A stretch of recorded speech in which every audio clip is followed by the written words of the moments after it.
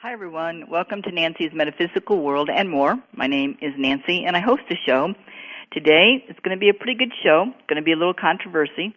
Might not be liked by many people, might help wake up some other people, but my guest's name is Sindoni, and he's an author, a filmmaker, and he has hosted his own show. Plus, he also spends many hours searching through all the histories of unsolved mysteries. So, Stephen, welcome to the show. Thank you, Nancy. Thank you for having me today. Now, Stephen, let's talk a little bit about you first. Let's talk about who Stephen is. What got you prompted into doing all this research, and how many times have you been in trouble with the government? Well, I got to tell you, it all started back in 1998. I was visiting Montreal, Canada, on a vacation, and I was in a club called the Wax Lounge in Montreal, and as I left the club about 1 o'clock in the morning, I was stopped by a car that almost sideswiped me, forced me to the curb, and two guys got in my face, and one wanted to talk to me in Arabic, and I looked over and I said, I'm American, and then all of a sudden he spoke the King's English.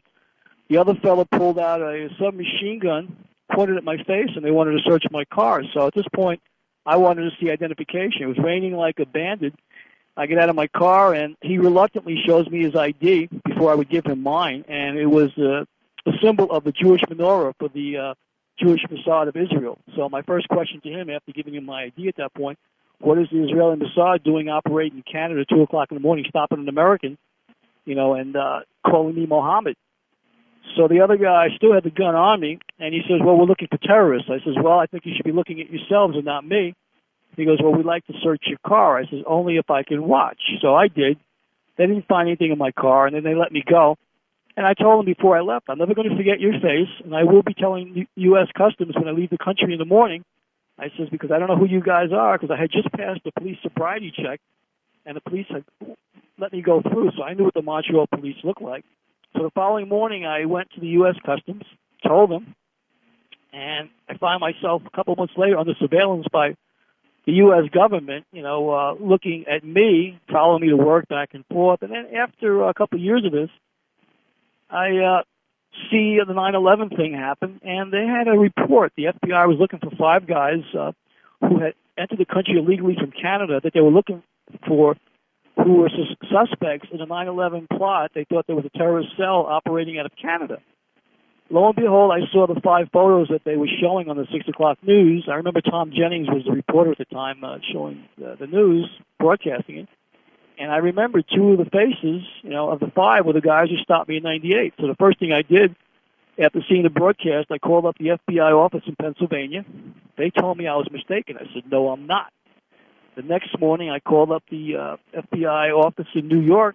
They tried to say I was bugging out. I go, no, I'm not.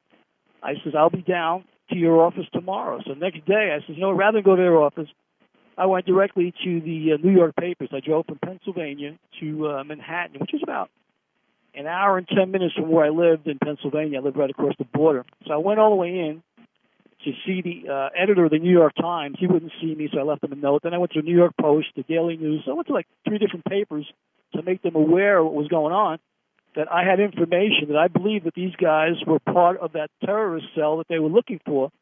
Next thing I know, 2 days later, I hear on the news, well, we're not looking for these guys anymore. Well, BS, because I'm looking for these 2 guys who stopped me at 2 o'clock in the morning, because I know what they look like, Nancy, when somebody puts a gun in your face, you do not forget.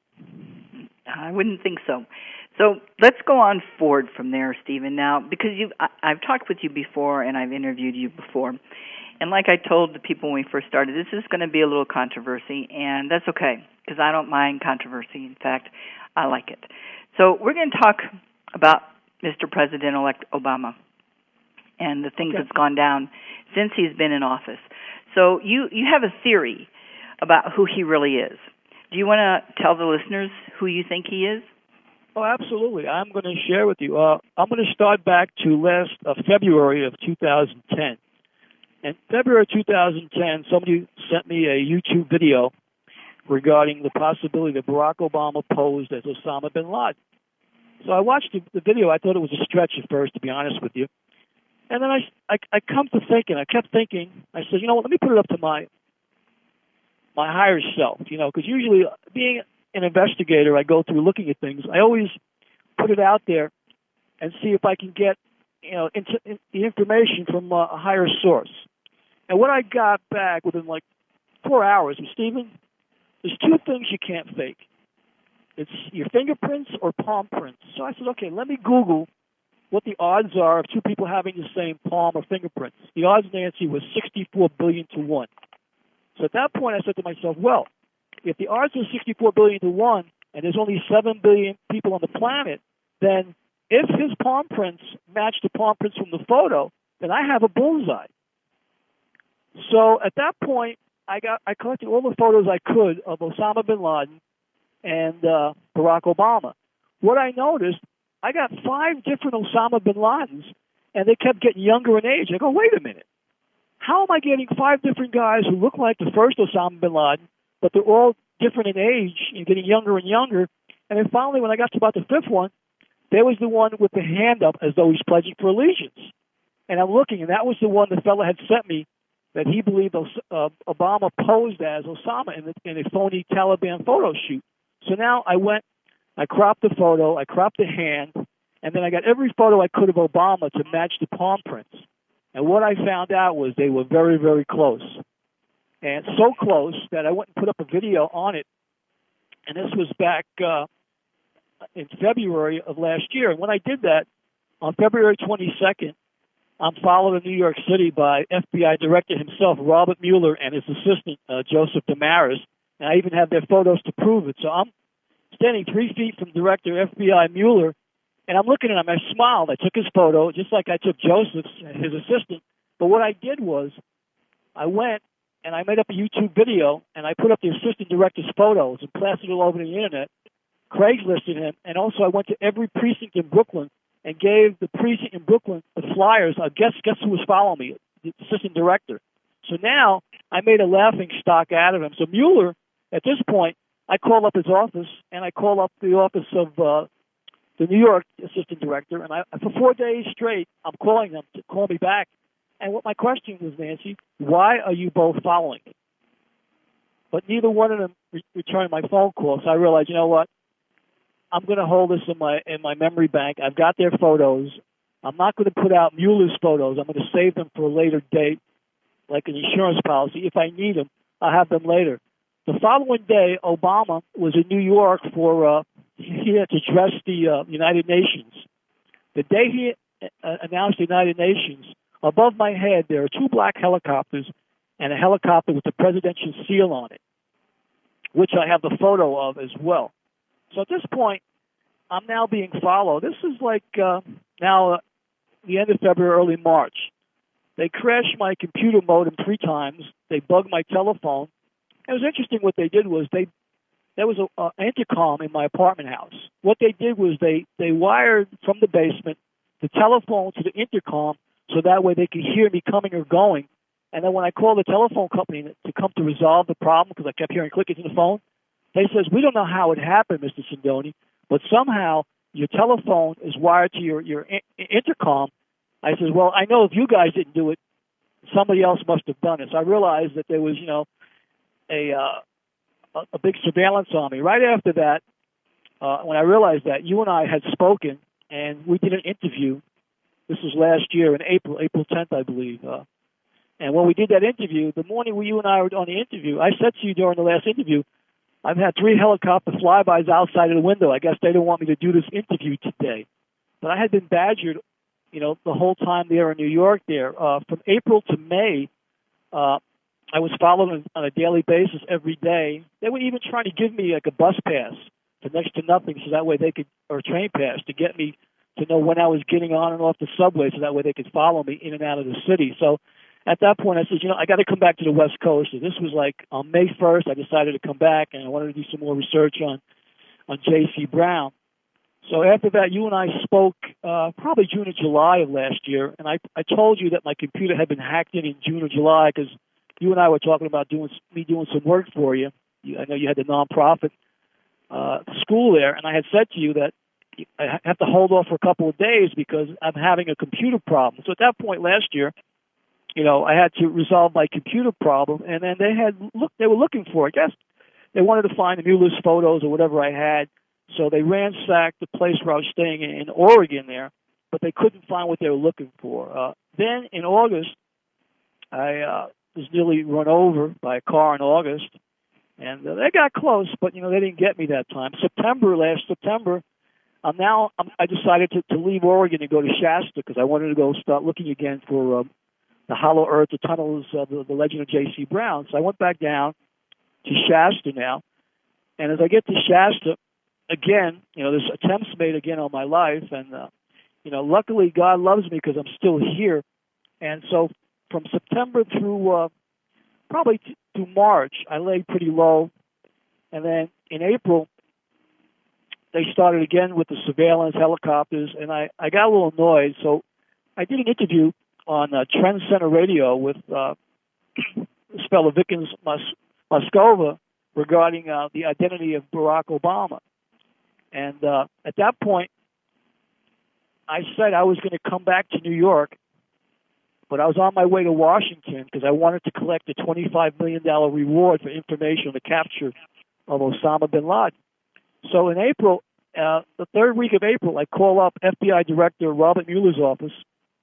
I leave a message to him, say, Robert, I'm coming to Washington to collect a $25 million reward because I believe that Barack Obama has posed as Osama bin Laden, and I can prove it. So on the 27th of April, I put out a video called the Real Slim Shady Movie, which shows Barack Obama posing as Osama. 3 days later, on May 1st or 2nd, they decided to kill bin Laden off because I had just bought a train ticket to go to Washington, D.C., so that way I could go collect the reward. I was going to make a big stink of it. So some people might find it hard to believe, but I put an end to the bin Laden, and what was funny is because the way they had to kill him off, it doesn't even make sense. I mean, even a bad scriptwriter could have came up with a better scenario than they did. What's really funny about the killing of Osama, because people send me things all the time, and at least 10 different people sent me some information that actually Osama bin Laden had died back in, I believe it was 2001, of some kidney ailments, an incurable disease of the kidneys. Now, I can't prove that by any means, but I have to agree with you that what they put out on the news absolutely makes no sense. And the way they kept trying to deny different things and not put it out right away also makes no sense. And the part of burying him at sea makes totally no sense. So maybe... Go ahead and explain that. Well, what happened was when they did that, I put out another video called The Boogeyman. Like, who's next? The Boogeyman. And I do voiceovers and impressions. And I did a voiceover impression of George W. Bush, with bin Laden talking about now the Sindoni's exposed the plan. Who's next? The Boogeyman. And George Bush gives Barack Obama ideas for who's going to be the next Boogeyman, because now that Sindoni forced the issue, so you guys had to kill off the make-believe bin Laden. Let me give you some tips, pointers, who might be next. So I made a joke at him, and I call up, again, the FBI director's office. Call me. We need to talk. So I'm badgering him at this point. This is, in June. It's okay. I can't collect the $25 million, but, I'm going to give you a piece of my mind because I still have your photos. And I even, did up a video where I was going to sell them on eBay. I was going to auction off his photos and the assistant director's photos on eBay. I think, okay, you want to play? We'll play. I can't get my $25 million reward, but you know what? I'm going to have fun with you because I don't fear you, because I'm going to, by the time we get done with the show, I'm going to lay this all out to show everybody that I'm a thinker. So now after this, I decided I'm going to contact John Boehner, of the House Speaker, which I did in the last 2 weeks. And I contact John. John, we need to talk because we have to start the impeachment process of Barack Obama. He emails me back, a generic email. Thank you for the response. Contact my forum. Says, you know what?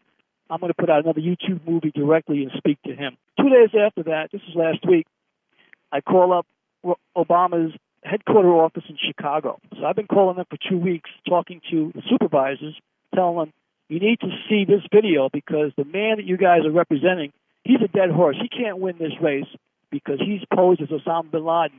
And let me tell you what video is going to go viral because this guy, before 2012 happens, he's not going to be able to run for this race. I'm going to make sure he doesn't run for this race.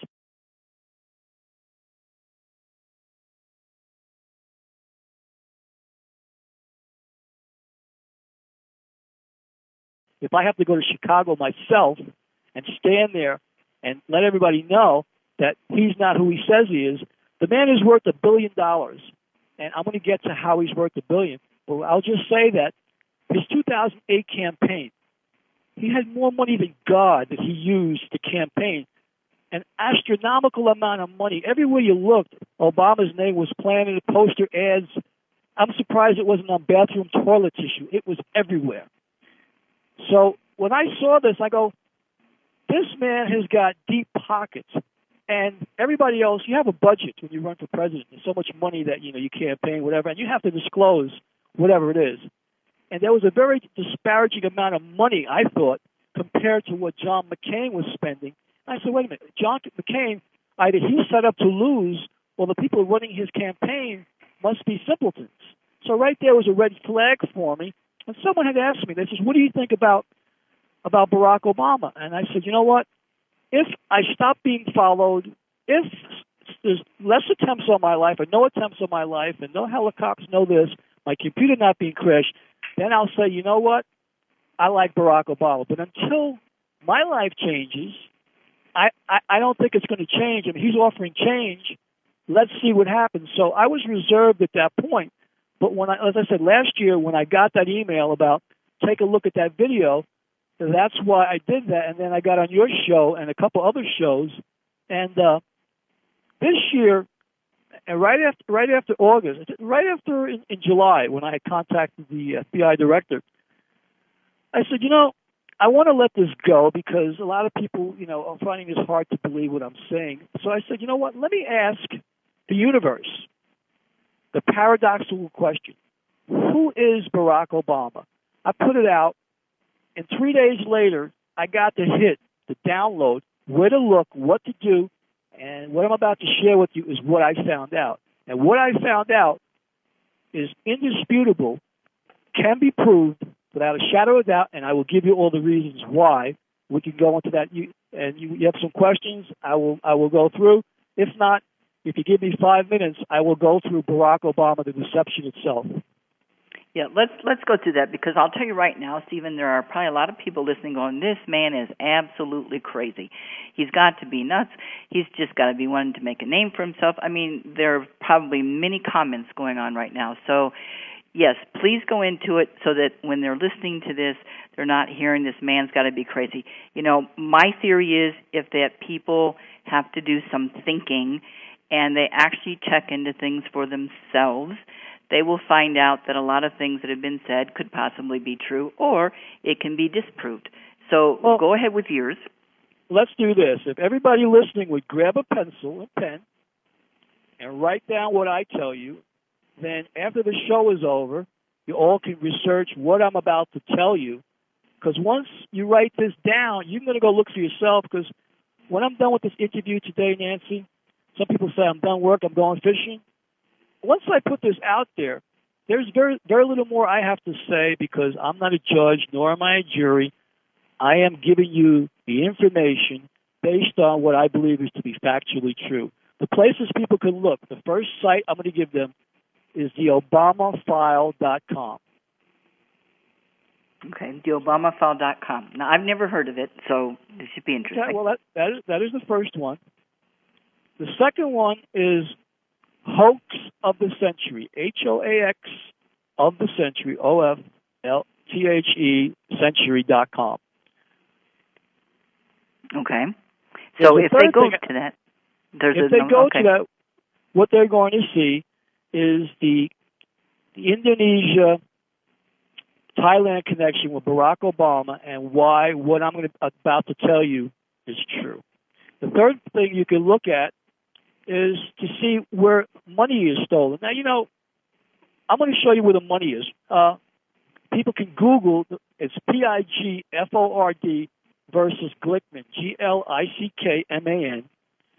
So those are the three research sites I want to preface right off the bat.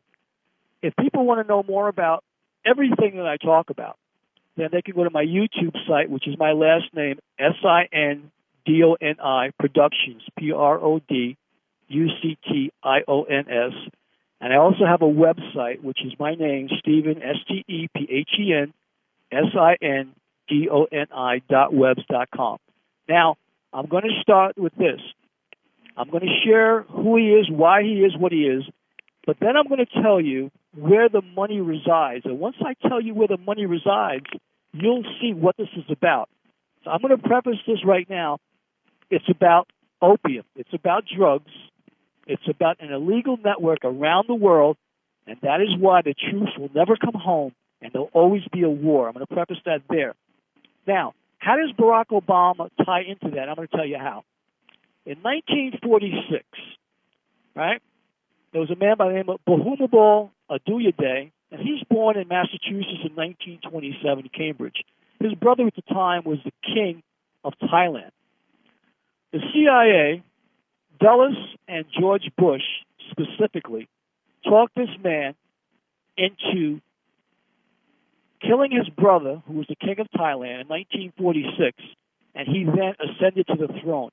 Once they put Bhumibol Adulyadej on the throne of Thailand, they now set up the Crescent Triangle connection for drugs between Thailand, Burma, all the countries, Vietnam. So now, from 1946, before the war started in Vietnam, in 1963, when it was officially declared in the 60s, we had already been in Vietnam as an advisor. What we were doing was setting up a drug network, and King Bhumibol was now, because Thailand is number 2 and number 3 in opium production as well. So now, with the help of Bush, they put this man in power. They now have the drugs coming from Thailand, Vietnam, Cambodia, and all these countries. But what they did was they now funneled the money from the United States into Thailand, because now that Bhumibol is president, they can now use the Thailand banks. And what they did was there were 3 banks in the United States. There was J.P. Morgan, Citibank of Thailand, and Bank of America. These are the only 3 banks that can transfer money to Thailand. In Thailand, there are 3 banks that have the most money. There's 3 banks. There's the Bangkok Bank, the Siam Commercial Bank, and the Krung Thai Bank, and each one of them have an average of $25 to $40 million. So what they did was they took the drug money, they funneled it into Thailand banks, and that was the first step in the process. Later on, when George Bush, who was in the CIA, became president, there was it was the Banking Act, where he was bailing out the savings and loan industry. He stole $300 billion in that banking scam, and the money was funneled through J.P. Morgan, Citibank of Thailand, or Bank of America to the 3 Thailand banks that I mentioned, and without the American people being wise to it.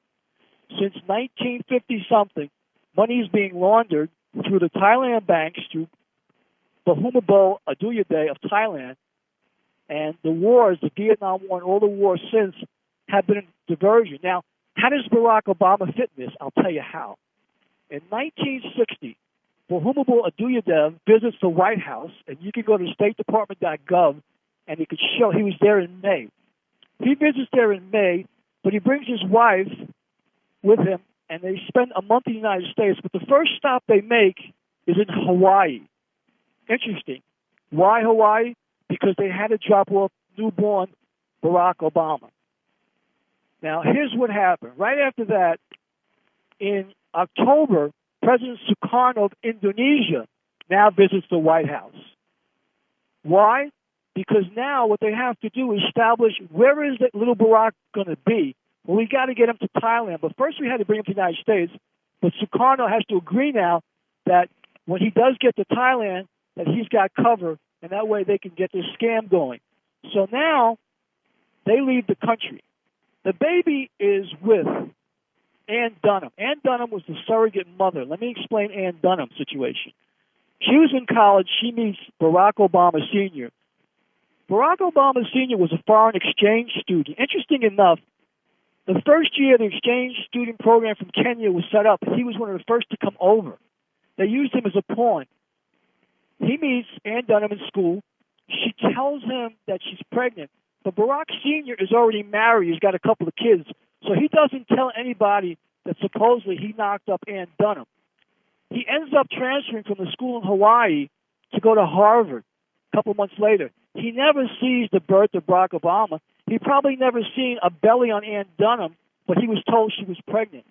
He goes to Harvard, and not long after he goes to Harvard, he's told by the school administration that his scholarship has been abruptly terminated, not giving him a reason. He's now sent back to Kenya.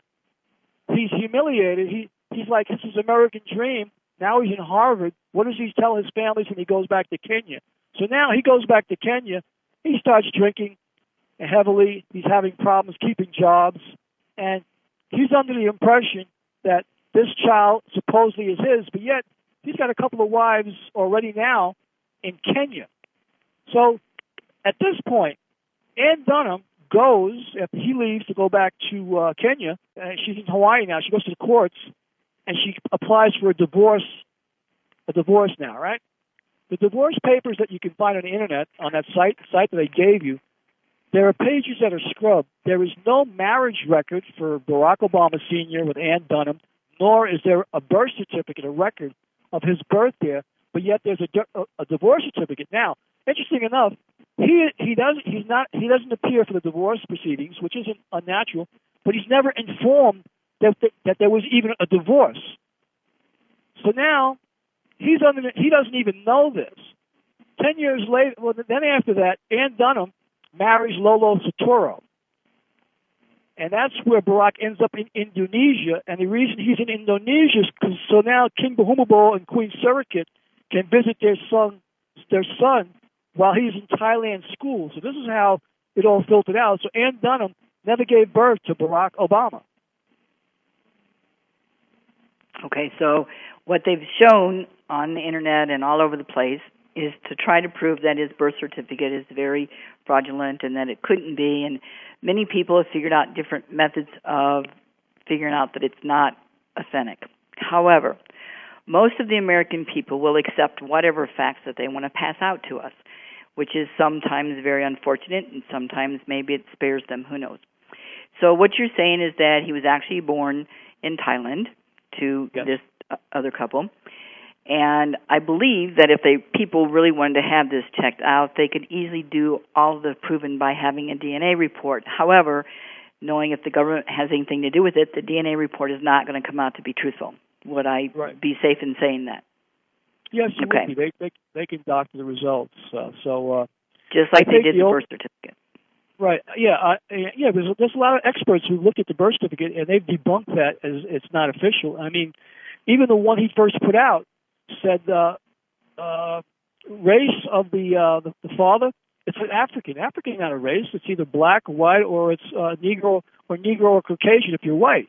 So the first birth certificate they put out there, they raised the father African. I mean, come on now. A third grader would know not to put that. So they screwed up royally on the first time with that, and it was on a laser printer. They didn't have laser printers back in 1960 or 1961. I mean, so this is like a bad script. You know what I call it? I call it a bad script like they gave Jesse Ventura when he was a wrestler. And I said, Jesse, just read the script. You know, so these guys who work for the CIA, you know, can't be that bright. Because when I look at all these facts, I mean, I can pick this out very easy.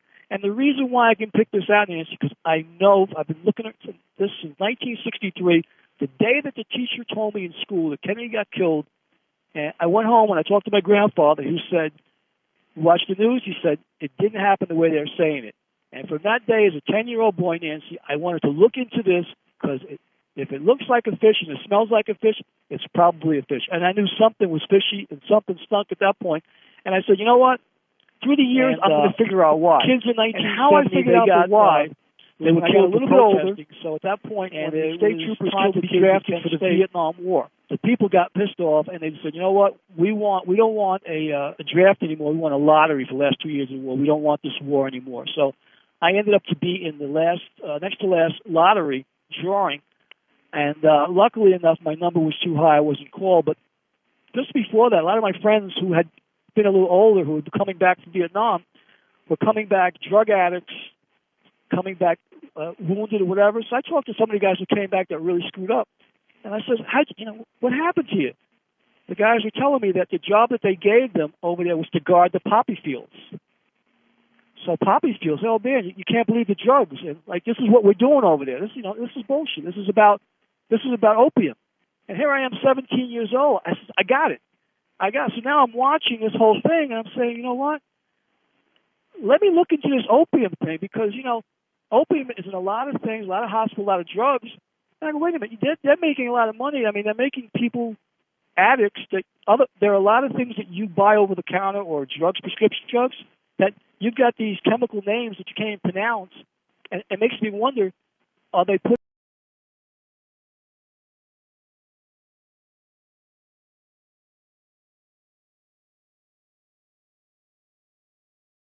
some small percentage of opium in these things to addict people?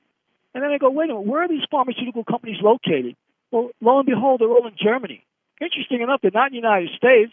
They're out of the country, so they can't even be slapped, for fines or whatever. And then you got the Federal Food and Drug Administration, which is the government, telling people who have health food stores, we're going to come in there and confiscate all your stuff because there's no opium in it, or it can't addict people, or it can help people. So I start looking at some of the things, like, wait a minute, I'm outside of the matrix. I'm not in the matrix, so I see things a little different. And I guess I see it a little different, Nancy, because I'm not chasing the carrot. I'm not, looking at the mundane things. I'm not watching Monday Night Football. I'm not watching Wheel of Fortune. I'm not watching a baseball player who makes $1 million for hitting a stupid little ball around. I'm looking at life, and life to me, that's not life. To dumb me down where I can't even open my mind up. So wait a minute, it doesn't work that way. So when I look at things, I look at them open-mindedly, because the mind is like a parachute, Nancy. And for anyone listening, it only works if it's open. And the moment that you say, I don't believe you, I'm going to attack you, then you're really shallow, because you haven't researched it. You haven't even attempted to look at what the message is. Your ego comes in, and, oh, well, I know more than you. Well, no, you don't, because you didn't research it. If you knew more than I did, then you profess some points rather than to attack the person who's trying to give you the benefit of sharing information that might help you and your children and your grandchildren. This has been going on, like I said, from 1920. And most people don't realize, Nancy, that in 1920 there was a terrorist attack in New York. And the attack was in front of Wall Street, in front of the J.P. Morgan Bank. Now, why this is important today? Because FBI Director J. Edgar Hoover was a junior detective at that time, and he was on that case. They never found who the guy was who set off the bomb in front of the J.P. Morgan. A lot of people got hurt. But what they did was they were trying to strong-arm blackmail the bankers at J.P. Morgan to now let them infiltrate their bank, so that way they can create this money laundering scheme. And that's why J.P. Morgan today is one of those three banks today, because in 1920, they went and they blackmailed them to get that bank. And then later on, Prescott Bush was indicted for funneling money for Nazi Germany's Adolf Hitler. So there's a connection to Nazi Bush, and Bush is very powerful. And that's why this has been very, very hush-hush, because he's probably one of the most powerful men in the world, and he's able to stifle things. And a lot of the attempts that have happened on my life was because of what I say specifically about him that I now have more ability to prove. I mean, getting back to Barack Obama, one of the clues was interesting. He's now in the first or second grade, and he tells his teacher in an essay that he's going to be the president of the United States, which I found that's a great thing to be. But he tells his next teacher, when he's in Indonesia, he writes a essay there that he's going to be the president of the United States. So I find that very interesting that here he is as a young boy telling people he's going to be the president of the United States. What the main clue was that got me really excited was in his high school in Hawaii. He went to a school called the Punahou High School, and behind the high school cafeteria, in the concrete cement, he himself put in the concrete the words King Obama. He was telling people that he was the son of a king back in high school, bragging. So that, to me, set it off for me. And then what was interesting, his school records for his kindergarten records in Hawaii mysteriously got lost. They can't find his school records in Hawaii. So it's already been proven that his birth certificate's been a forgery. And the Pickford-Glickman case I gave you, there was $1.25 billion stolen. Barack Obama, while he was a senator, wrote one bill in Congress. And that bill in Congress is the one that I'm citing, the Pickford versus Glickman, where there were black farmers who had a case where they were suing the government for being denied loans, and 440 of them came forward. Later on, Barack Obama reopened up this bill, and 440 became 86,000 claims. Now, which was interesting, there were only 36,000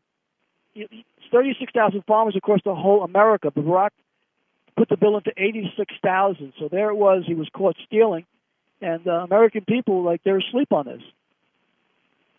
Well, again, a lot of people listening are probably going to go, this man is just so full of bull. Where does he come up with his facts? My thought is, Stephen, is that a lot of people who voted for Obama are very much probably upset with the way things are turning out, because during his campaign it was like change this and hope and all that. But the thing is that most of his cabinet members that he put back in there were already in there. So there really wasn't a change there. So why would they want Barack Obama to be president? How is that going to help out the Bush? How is that going to help out anybody? Well, here's how it helps. The King Bahumabol of Thailand is the bank launderer for George Bush for the money going from the United States into Thailand. The king is 82 years old now. When he dies, he has a son whose name is Prince Vajiralongkorn. So Prince Vajiralongkorn and Barack are the two sons. So one of these two guys has to keep the money going for the drug money to go into these Thailand banks, and that is why Barack Obama was chosen to be recruited to be the president of the United States, so they could keep this opium network going for the next 40 or 50 years, whatever. And one of the reasons why Bahumabol was able to allow his youngest son, Barack Obama, to be used is because throughout history, anytime there were two sons in a family, one always killed off the other one, jealous because he wanted to ascend to the throne. So because Bahumabol Aduyadev killed his brother to ascend to the throne in 1946 with the help of the CIA, he knew that Barack Obama and his brother Vajiralongkorn at some point would have killed each other for his throne later on. Okay. So Bush, I'm taking, has a lot to do with Barack being where he's at today, although Bush is a Republican and Barack is a Democrat. Is that not true? It's not about. They're one party. People don't realize they're one party. I'll give you an example. If you were going to go to a horse race and there are only two horses in a race, you wouldn't bet any money on it because somebody could fix both horses or a prize fight. So if I own both of the candidates, then I could shift policies however I want. Here's all they want, Nancy. Regardless of who's president, all they want is to keep the troops overseas so they can keep the opium network going. They don't care. That's what they want. It doesn't matter who's in power as long as they have the opium network in place. They use the U.S. banks, which I mentioned, to the Thailand banks, and the drug money keeps going. Anybody listening can do this. Go to Google and search Thailand.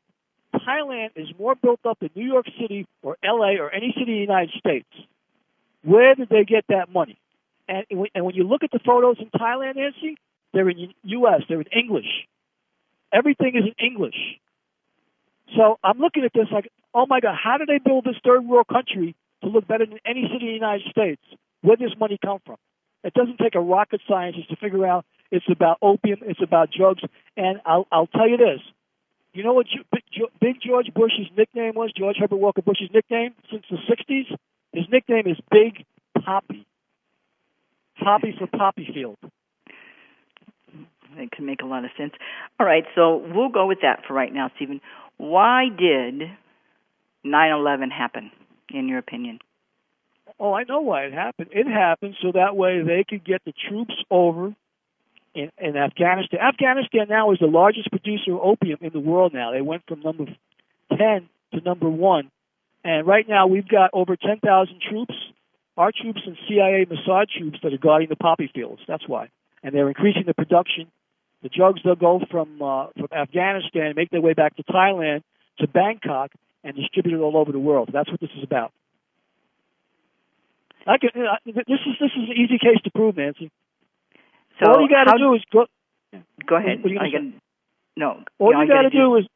All we have to do is go to J.P. Morgan in New York, Citibank of Thailand in New York, and Bank of America in New York, those three banks, and audit them and see where the wire transfers are going. Especially now, because Barack just passed this debt ceiling increase. The money is now going to be funneled to Thailand, and all these senators who voted for this are getting kickbacks into some account, private account, which is in Thailand, using a SWIFT system, 8 to 11 characters, where the money is transferred from these three banks to the three Thailand banks that I'm telling you. So this is all about keeping the war going. Right now, they've got a guy in place so they can steal. The money can be laundered. And he already stole, as a congressman, $1.25 billion. Now, he writes this budget that is also going to Thailand. All these people who sided with him, they know that they're going to get paid. You know, a congressman only gets paid $200,000. A senator gets paid like $200,000. But when their time is done, when they come out of office, every one of them are worth millions, and they all invest with J.P. Morgan and other stock companies. And I'm looking at this. You know what? If you can follow the money and you see where the money goes, then the buck can stop right here. Right now, if everybody got together, and I have on my site, it's called the Reform Act of 2011. We all contact 20 people. Then, like in 1970, we got the law passed to vote, the 18-year-olds to vote in 3 months and 8 days. If we go in and stop these congressmen, these senators, for the bills that they pass and things that they pass without our approval, then we can stop the nonsense now. We have to bring the troops back home. If we bring back the troops back home, then they're going to have to go out themselves and guard their own poppy fields. Well, the problem is you know that that's not going to happen because they will constantly keep us in the state, quote, of terror, thinking that somebody is going to try to get us. And people won't like what I'm going to say, but to me, the United States has been proven over and over again to be the biggest terrorists there are, you know, with what they have done. With all the history, if people would just go back and check all the things they've done, if somebody doesn't agree with this, they suddenly disappear, or they're killed, or some kind of an accident happens. So history is going to continue to repeat itself until the American people decide that they really want their constitutional rights back, which we don't have not had in many, many, many years. And yet we sit here and we listen to the boob tube and we listen to the radio, and the media tells us this and the media tells us that, when in reality, I tell people, turn off your TVs, turn off the radio, trust what you're feeling, follow your gut, you'll find out the truth. However, people are very lazy. So do you think, Stephen, if there was, say, a massive group of people who decided to do, quote, a revolution, like a revolutionary war, do you think that would help? Do you think that would wake up people, or do you think that it would get squashed very quickly? Well, I don't think it would get squashed quickly. Here's the visions I get, you know, and I'm going to use their propaganda man's words himself, Jesse Ventura. Here's a guy who was a wrestler, read a script. They made him an actor, hung out with Schwarzenegger, another Skull and Bones guy. Next thing you know, he becomes governor just like Schwarzenegger. So they make people bigger than life. But what my point is, he had a book that says, don't start the revolution without me. You know. So here's what I'm going to say to people. I envision just what's happening in England right now. You have people that are now flipping out in England. And why has that happened? There's no jobs now. And the people initially, when they were brought to that country, were collateral damage. Let me tell you what I mean. You need taxes, you need people, you need collateral. So they bring in a lot of people abroad to become citizens. So now, because they want them to work, because they want them to tax them. But because of the opium and all the drugs that they're doing, all these people now ended up on drugs, and all these people having children, and now the second generation are probably all whacked. And these people now are turning against them, and they're burning stuff in England because these drugs that they put in these other drugs now have messed up all these people's minds. So the people that they're trying to enslave now are enslaving them. So what I see here, to answer your question, is this, is that if people go to Washington, I don't believe that that the Civil War would restart. Here's my point. I think the military would be there. They would bring in the police. The police would want to do something, and the military said, screw this. We're siding with the people. I'm not killing my cousin, my uncle, my nephew, or my brother, or my significant other. I believe that the President of the United States he's an undocumented worker. I don't believe he's even an American. I can't kill you because I can't side with this anymore, because I can't live with myself knowing that I'm going to have to go against someone who's no different than I am, because they have a different viewpoint, and they might be right. So I see these military putting down their guns and siding with us. That's possible. I mean, I'm sure that's possible, but it's still going to take the American people to start something. And as long as they stay not saying anything, as long as they say, he's our savior, he's going to make it all right, as long as they keep that belief going on, I can't really see them doing anything that's going to rock the boat. So, well, here's what I think, Nancy. I think that right now people are at choice point. If you could either be proactive or reactive, either you do something about it or not. I used to be a saying in New York, if you see something, say something. I take it a step further. If you see something, say something, and then by God, do something.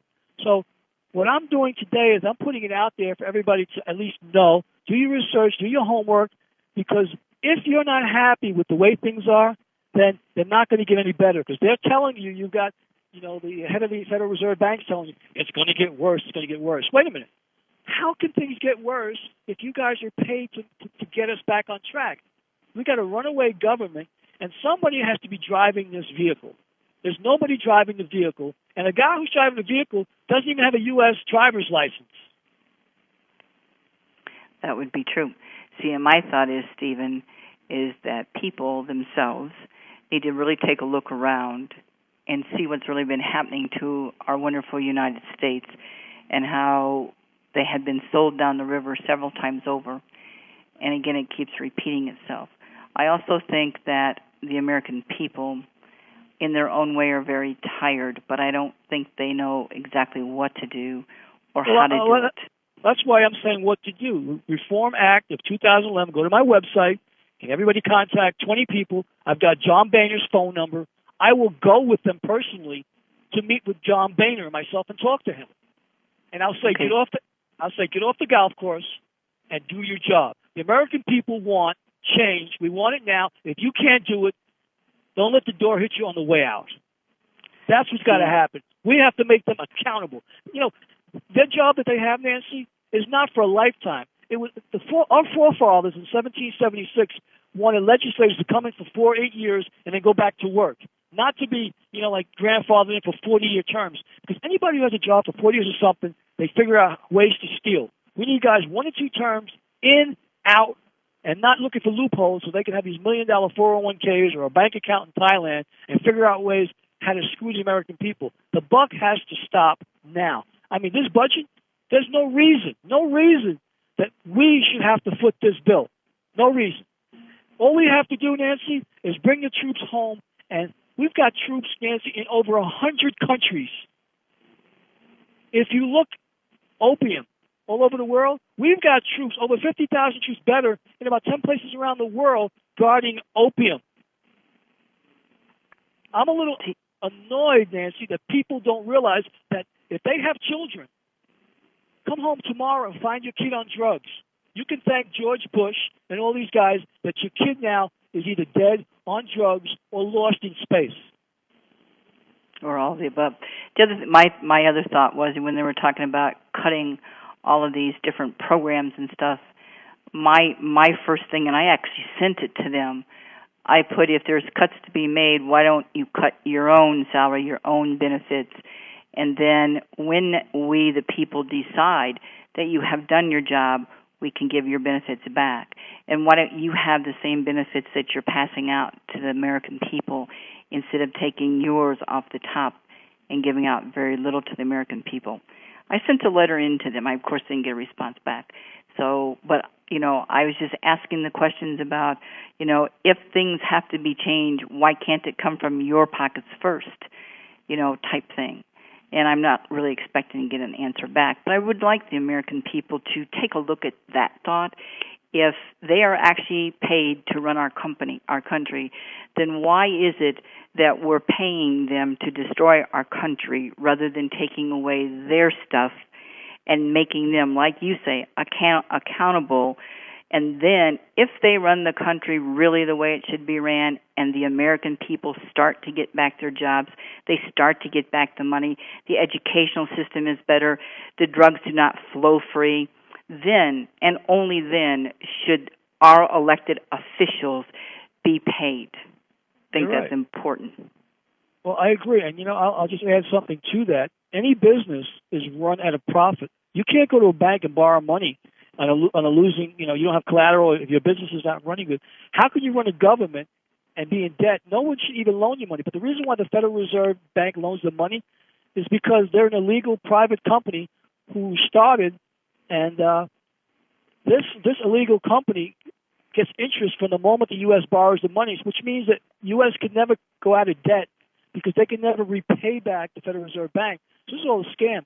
And President Kennedy was killed because in 1963, he decided he was going to back our currency with silver, and so he started printing $1, $2, $5, $10, and $20 bills, and he was backed. There was like $4 billion worth of silver in the treasury at that time. Well, 4 or 5 months after he went forward with the new currency, because he wanted to do away with the Federal Reserve Bank, they shot him in Dealey Plaza. Stephen, we're almost out of time. Give out your website and give out the 3 other sites that you were talking about during the program. Okay. The first site they can go to look up this information is hoaxofthecentury.com. The second one is the Obama File. The third one is the Bush-Nazi Connection. They can go to my YouTube site, Sindoni, Sindoni Productions. And I have my other website, Stephen Sindoni, STEPHEN, SINDONI.webs.com would be my website. And they can find me there. If they want to know more about the $1.25 billion that I say Barack stole, just Google Pigford, Pigford versus Glickman. And then do your own research, do your homework. And I just hope everyone listening, there was a comedian, Bill Cosby, I like to just end with this, told his children, because I brought you into this world and I could take you out. Well, people have to be reminded, you put these people in office, and you have the power to take them out. Take your power back, by God. Take your power back. If you remember anything I've said today, Nancy, American public who's listening, or world public, take your power back.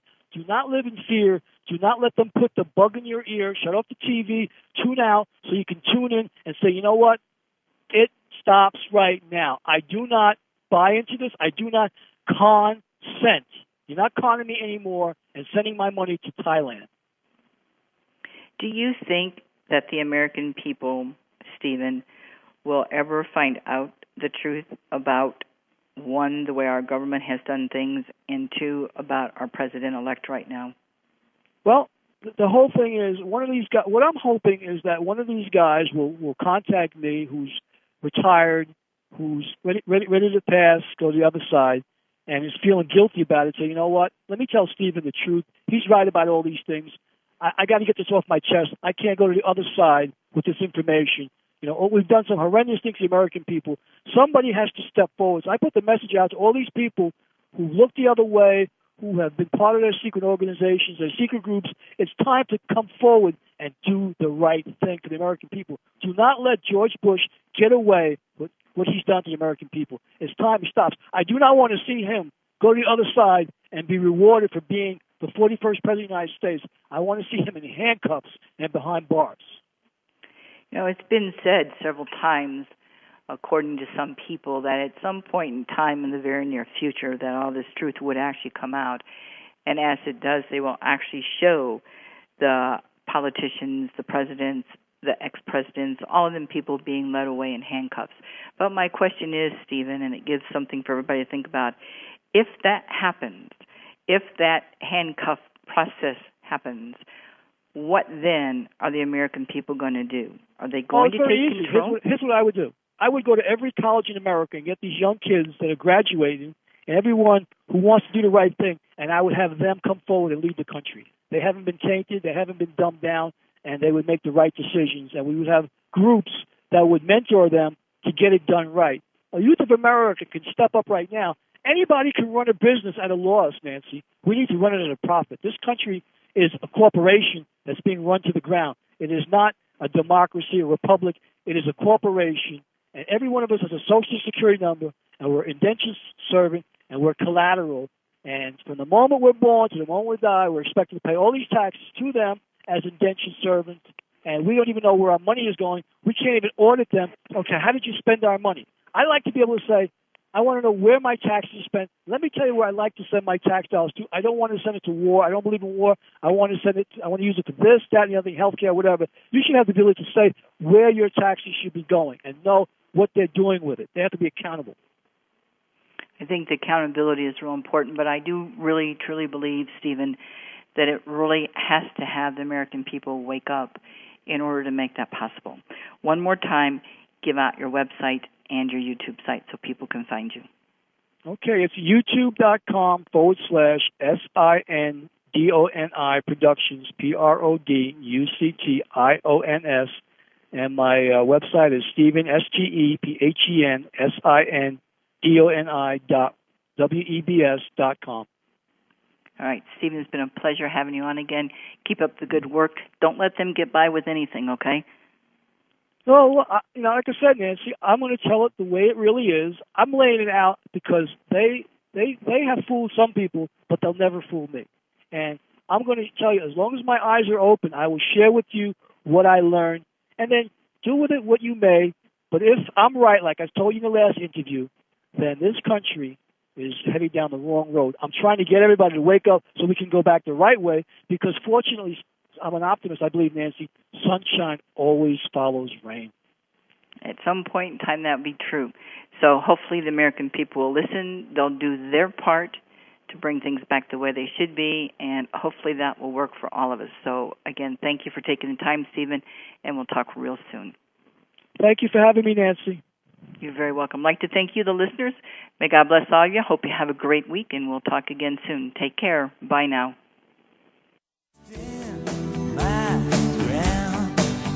And I won't back down. No, I won't back down. Anymore. Well, BS, because I'm looking for these two guys who stopped me at 2 o'clock in the morning, because I know what they look like, Nancy, when somebody puts a gun in your face, you do not forget. I wouldn't think so. So let's go on forward from there, Stephen, now, because I've talked with you before and I've interviewed you before. And like I told the people when we first started, this is going to be a little controversy, and that's okay, because I don't mind controversy. In fact, I like it. So we're going to talk about Mr. President-elect Obama and the things that's gone down since he's been in office. So you have a theory about who he really is. Do you want to tell the listeners who you think he is? Oh, absolutely. I'm going to share with you. I'm going to start back to last February of 2010. In February 2010, somebody sent me a YouTube video regarding the possibility that Barack Obama posed as Osama bin Laden. So I watched the video. I thought it was a stretch at first, to be honest with you. And then I come to thinking, I kept thinking, I said, you know what, let me put it up to my higher self, because usually being an investigator, I go through looking at things. I always put it out there and see if I can get, the information from a higher source. And what I got back within 4 hours was, Stephen, there's two things you can't fake. It's your fingerprints or palm prints. So I said, okay, let me Google what the odds are of two people having the same palm or fingerprints. The odds, Nancy, was 64 billion to 1. So at that point, I said to myself, well, if the odds are 64 billion to 1 and there's only 7 billion people on the planet, then if his palm prints match the palm prints from the photo, then I have a bullseye. So at that point, I collected all the photos I could of Osama bin Laden and Barack Obama. What I noticed, I got 5 different Osama bin Ladens, and they kept getting younger in age. I go, wait a minute. How am I getting 5 different guys who look like the first Osama bin Laden, but they're all different in age and getting younger and younger? And then finally, when I got to about the 5th one, there was the one with the hand up as though he's pledging for allegiance. And I'm looking, and that was the one the fellow had sent me that he believed Obama posed as Osama in a phony Taliban photo shoot. So now I went, I cropped the photo, I cropped the hand, and then I got every photo I could of Obama to match the palm prints. And what I found out was they were very, very close. And so close that I went and put up a video on it. And this was back in February of last year. And when I did that, on February 22nd, I'm followed in New York City by FBI Director himself, Robert Mueller, and his assistant, Joseph Damaris. And I even have their photos to prove it. So I'm standing 3 feet from Director FBI Mueller, and I'm looking at him. I smiled. I took his photo, just like I took Joseph's, his assistant. But what I did was I went and I made up a YouTube video, and I put up the assistant director's photos and plastered it all over the Internet, Craigslisted him, and also I went to every precinct in Brooklyn and gave the precinct in Brooklyn the flyers. Guess who was following me? The assistant director. So now I made a laughing stock out of him. So Mueller, at this point, I call up his office, and I call up the office of the New York assistant director, and for 4 days straight, I'm calling them to call me back. And what my question was, Nancy, why are you both following me? But neither one of them returned my phone call, so I realized, you know what? I'm going to hold this in my memory bank. I've got their photos. I'm not going to put out Mueller's photos. I'm going to save them for a later date, like an insurance policy. If I need them, I'll have them later. The following day, Obama, only if I can watch. So I did. They didn't find anything in my car, and then they let me go. And I told them before I left, I'm never going to forget your face, and I will be telling U.S. Customs when I leave the country in the morning. I says, because I don't know who you guys are, because I had just passed the police sobriety check, and the police had let me go through, so I knew what the Montreal police looked like. So the following morning, I went to the U.S. Customs, told them, and I find myself a couple months later under surveillance by the U.S. government, looking at me, following me to work back and forth. And then after a couple of years of this, I see the 9/11 thing happen, and they had a report. The FBI was looking for 5 guys who had entered the country illegally from Canada that they were looking for, who were suspects in the 9/11 plot. They thought there was a terrorist cell operating out of Canada. Lo and behold, I saw the 5 photos that they were showing on the 6 o'clock news. I remember Tom Jennings was the reporter at the time showing the news, broadcasting it. And I remember 2 of the faces, of the 5 were the guys who stopped me in 98. So the first thing I did after seeing the broadcast, I called up the FBI office in Pennsylvania. They told me I was mistaken. I said, no, I'm not. The next morning, I called up the FBI office in New York. They tried to say I was bugging out. I go, no, I'm not.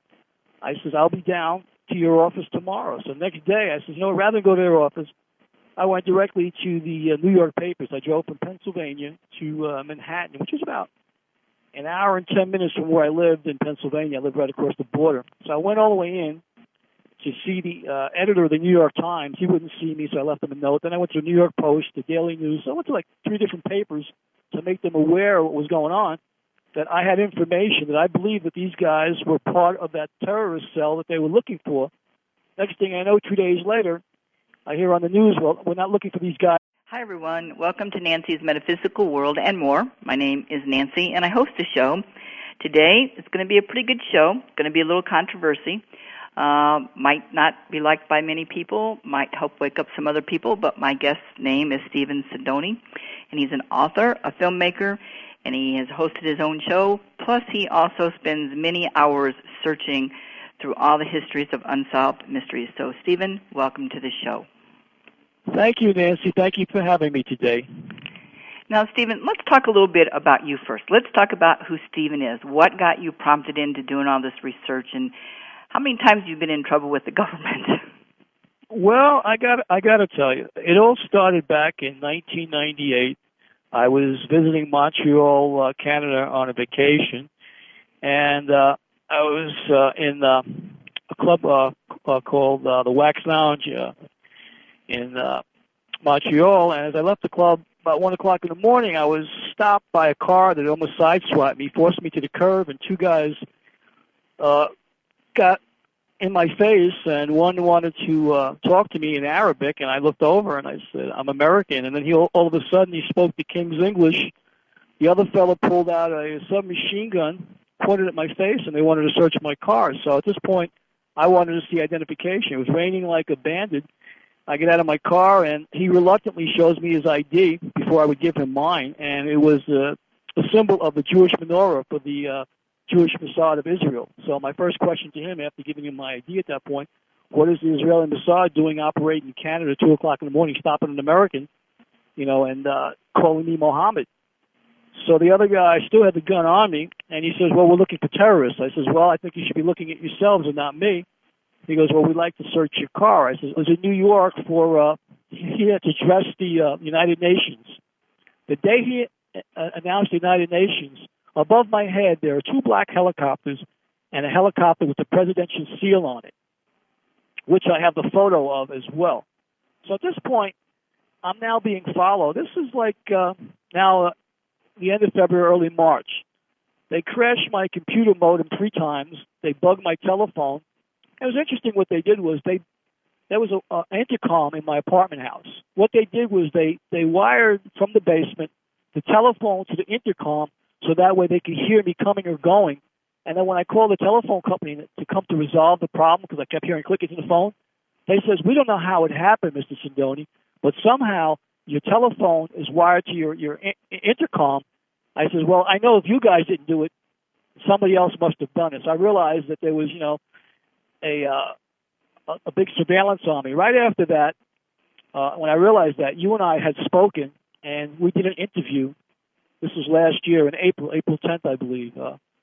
And when we did that interview, the morning you and I were on the interview, I said to you during the last interview, I've had 3 helicopter flybys outside of the window. I guess they didn't want me to do this interview today.